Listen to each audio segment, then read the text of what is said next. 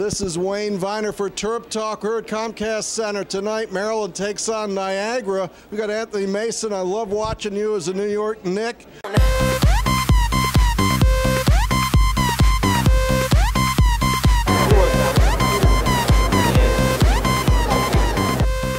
understand your son is on this team. I'm not going to talk about the Knicks. Let's talk about your son. Why is Niagara a good team this year, and why do they belong in this tournament?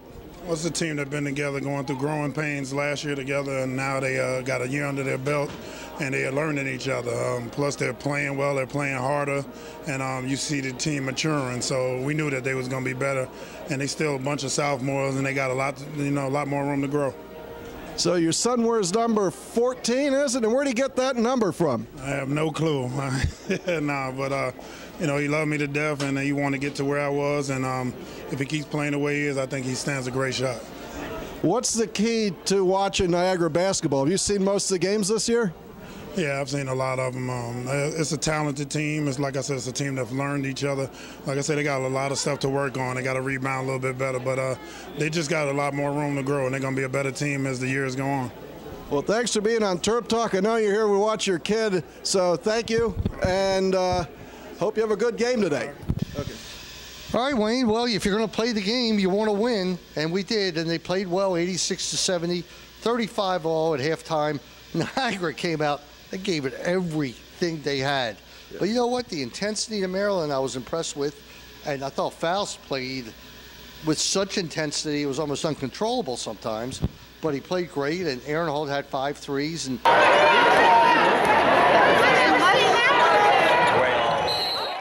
Alex was a little quiet today, but overall we dominated, typical, controlled the boards. And you know what?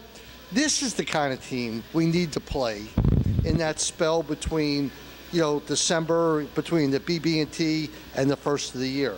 And once in a while, you got to go there. You just have to. This was a very competitive team. We were just too big, too strong for them. Well, it took a while to get to that point. You said it was 35 all at half. We roll lens in the hoop and just throw it up there.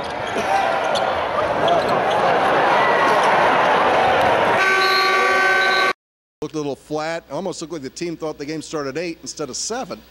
Niagara had a nice season. Joe Mahalik, the coach, was a math. Very intense. Yes, he was. He was fun to watch. He was really having a great time in the first half. He was an athlete, then he went to LaSalle. Now he's the head guy here. He's got a young team. It's led by Anthony Mason's son. And they were fun to watch. They just didn't have the talent. 40 years ago, approximately, on March 25th. You went to a game, 1972. Didn't you? I watched Maryland play Niagara up in New York, up in the finals in the NIT. So history has a tendency to repeat itself. Right. Maryland, if you could do one thing in this tournament to really earmark the season for Coach Turgeon, is what? Win the tournament. Win the tournament. At least get to the final. No. You gotta win the tournament. I'm not going to be upset no matter what happens. But if you win it, I remember Stanford won last year. Yeah. Ray Lewis gave a great speech, before the game. But you remember barely who wins, and if you win it, it does catapult you a little bit. So let's win the damn thing, as long as we're playing in it. And I think that's what Turgeon has the team thinking. Well, you've got potentially 3 home games, and then you're off to New York City. April 4th is a Tuesday. The finals, I think, are April 6th, a Thursday.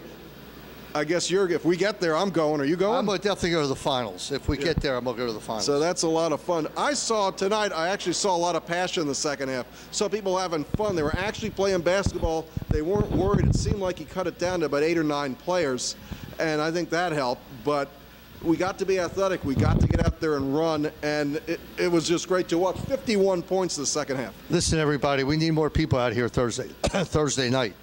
Oh, yeah. What, was there about 5 here tonight? 4,500, 4,000. I really don't know, but we need more people out here. I think it would help, and we're going to play Ohio or Denver. Right. And I don't know anything about either one. I don't either. I think that game's on TV at 9 o'clock or whatever. I think it's a 9:15 start. The 3 seeds Denver. It's the Denver Explorers, and they're playing the Ohio Bobcats, and we'll see who shows up on Thursday.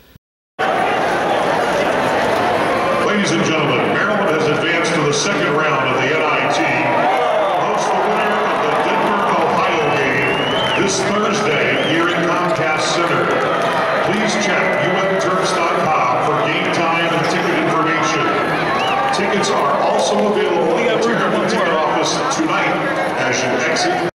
All right, well, have yourself a good time. I hear you're going down for an in-depth interview of Freddie from Boca. Is that true? Oh, I'm looking forward to getting the inside scoop on Freddie. What makes Freddie tick?